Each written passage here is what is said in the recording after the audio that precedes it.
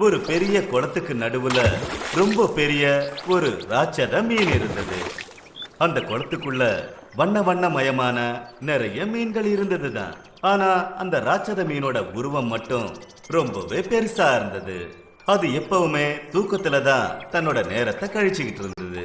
ஒரு முறை அந்த குளத்துக்கிட்ட மீனவனும் அவனோட மனைவியும் வந்தாங்க. மீனவனோட மனைவி மீனவன் கிட்ட என்ன சொன்னான்னா, ஐயோ ஐயோ ஐயோ, அங்க பாருங்களேன், இந்த குளத்துக்குள்ள எம்புட்டு மீன் இருக்கு. நான் சொல்றத கேளுங்க, இந்த மீனுங்களை பிடிச்சு கொண்டு போய் மார்க்கெட்ல விற்போம். எப்படி இருக்கும் பாருங்க. இதுவும் ஒரு நல்ல யோசனை தான். சரி, வா ஆரம்பிப்போம்.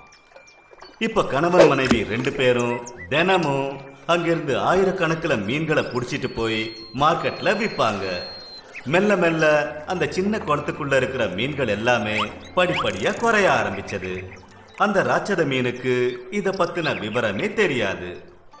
ஆனா மத்த மீன்களுக்கு இந்த விஷயம் ரொம்ப கவலையை கொடுத்தது.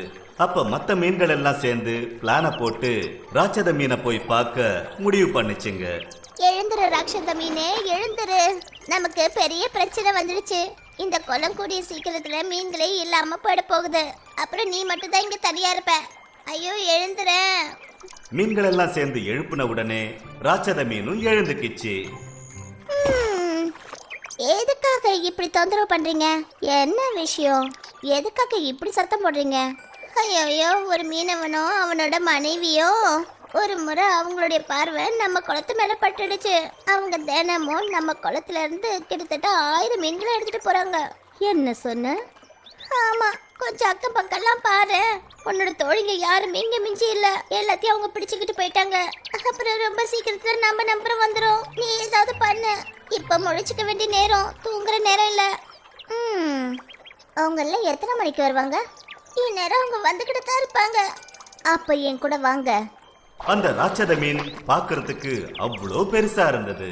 அத பாக்குறவங்க யாரா இருந்தாலும் சரி உடனே பயந்துருவாங்க.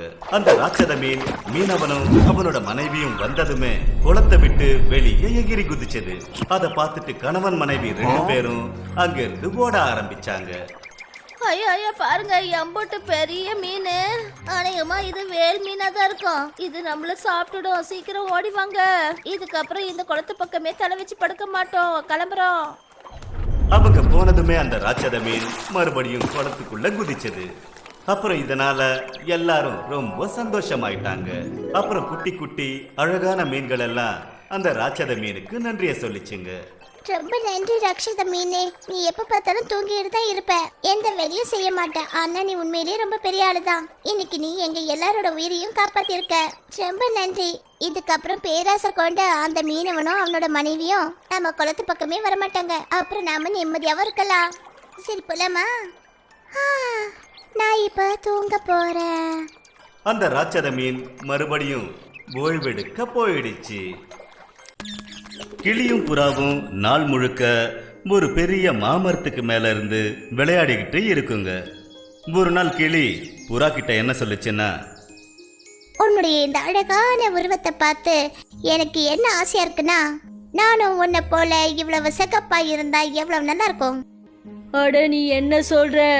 உன்னுடைய இந்த பச்சை நேரம் எனக்கு ரொம்ப பிடிச்சிருக்கு கிளியே. உன்னை பார்த்தாலே தெரியவே மாட்டேங்குது, தெரியுமா? நீ மரமா இல்ல மரத்து மேல நீ உட்கார்ந்துருக்கியான்னு தெரியல. ரெண்டு பேரும் ஒருத்தருக்கு ஒருத்தர் பயங்கரமா பாராட்டிக்கிட்டாங்க.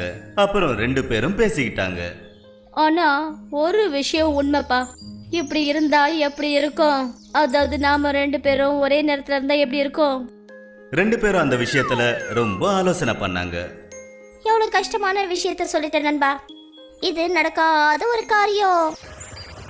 அப்பதான் திடீர்னு பயங்கரமா மழை பெய்ய ஆரம்பிச்சது. ரெண்டு பேருக்கும் மழை ரொம்ப பிடிச்சிருந்தது. ஏய் நண்பா, நீ சொன்னா கொஞ்ச நேரம் மழையில ஆட்டப்படலாமா? நல்லா இருக்கும்.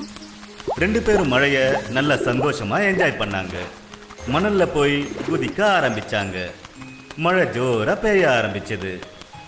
அவங்க பார்த்தபோது எதிர்க்க ஒரு மயில் ரொம்ப ஜாலியா ஆடிட்டு இருந்தது. அது ஆடுறத பார்த்துட்டு இவங்க ரெண்டு பேருக்கும் ஆடணும்னு ஆசை வந்துச்சு.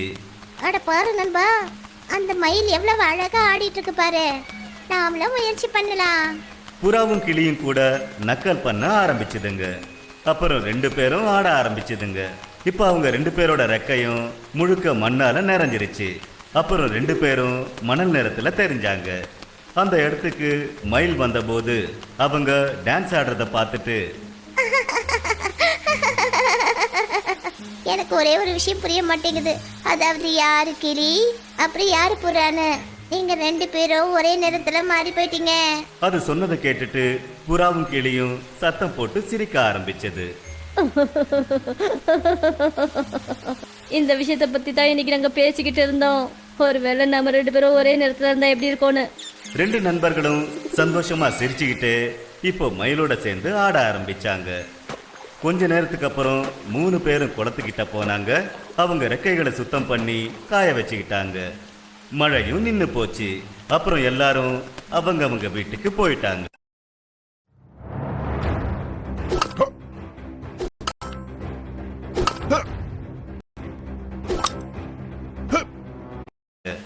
மழையும் நின்னு போச்சு.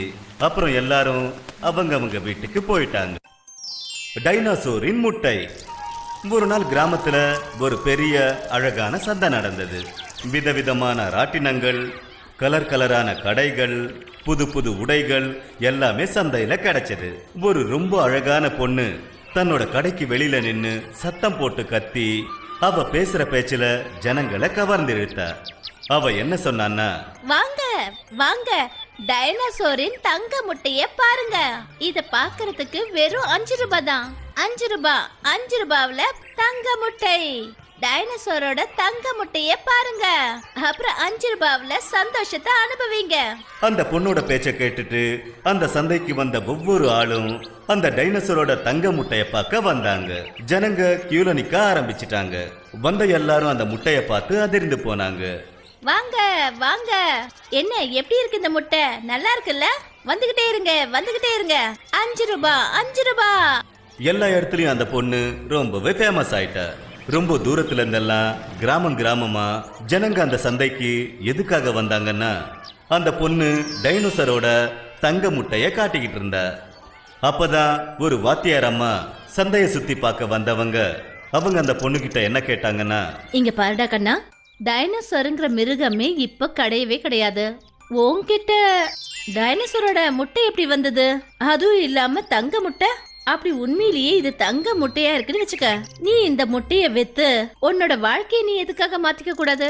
இந்த மாதிரி கிராம கிராமமா போய் இந்த மாதிரி சந்தையில இந்த முட்டையை எதுக்காக காட்டணும்? அந்த வாத்தியார் அம்மா சொன்னதை கேட்டதும் பிங்கிங்கிற பேர் கொண்ட அந்த பொண்ணு தேம்பி தேம்பி அழ ஆரம்பிச்சிட்டா.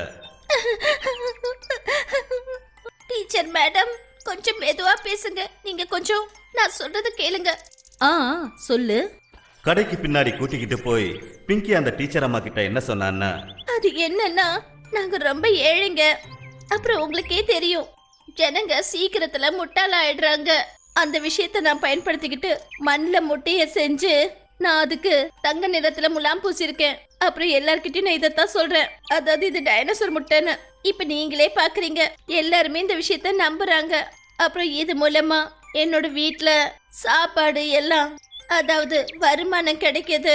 இந்த விஷயத்தை கேட்டுட்டு அந்த டீச்சர் பிங்கிக்கு புத்திமதி சொன்னாங்க. கண்ணா, இது ரொம்ப தப்பான விஷயம்.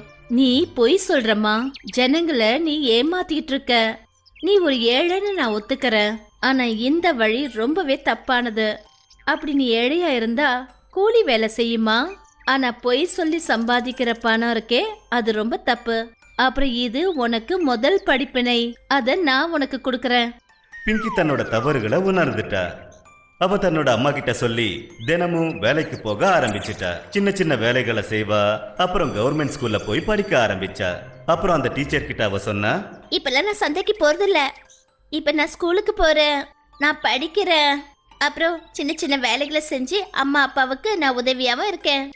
ரொம்ப நல்லது கண்ணா, ரொம்ப நல்லது. உருளைக்கிழங்கு, பச்சை உருளைக்கிழங்கு, அப்புறம் சாக்லேட் மரம்.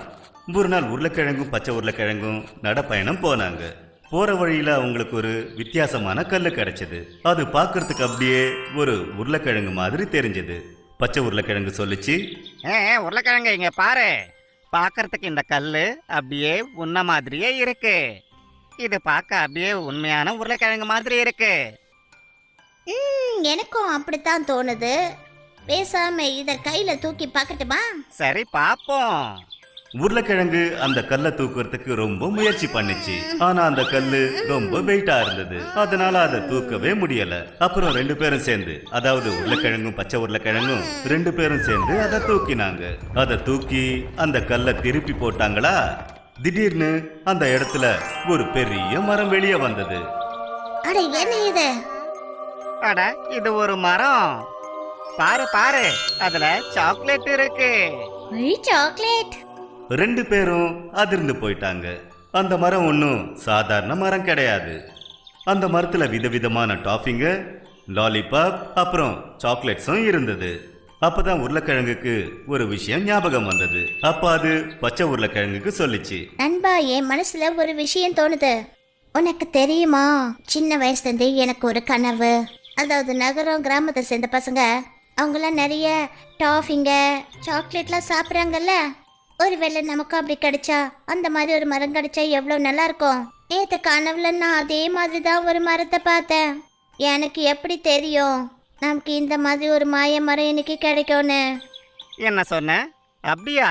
பச்சை உருளைக்கிழங்கு ரொம்ப ஆச்சரியத்துல இருந்தது. அப்புறம் உருளைக்கிழங்கு மறுபடியும் பச்சை உருளைக்கிழங்குக்கு சொல்லிச்சு. இப்ப மத்த விஷயம் எல்லாம் விடுப்பா, வா இப்ப போய் டாஃபியும் சாக்லேட்டும் சாப்பிடுவோம்.